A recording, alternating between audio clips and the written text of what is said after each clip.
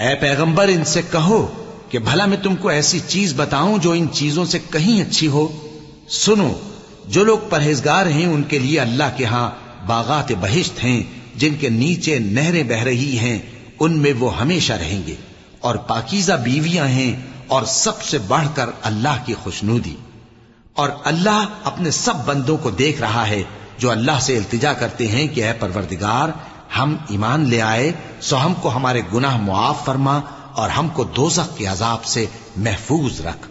یہ وہ لوگ ہیں جو مشکلات میں صبر کرتے اور سچ بولتے اور عبادت میں لگے رہتے اور نیکی میں خرچ کرتے اور اوقات سحر میں گناہوں کی معافی مانگا کرتے ہیں۔ اللہ تو اس بات کی گواہی دیتا ہے کہ اس کے سوا کوئی معبود نہیں، اس حال میں کہ وہ انصاف کا حاکم ہے، اور فرشتے اور علم والے بھی گواہی دیتے ہیں کہ اس غالب حکمت والے کے سوا کوئی لائق عبادت نہیں۔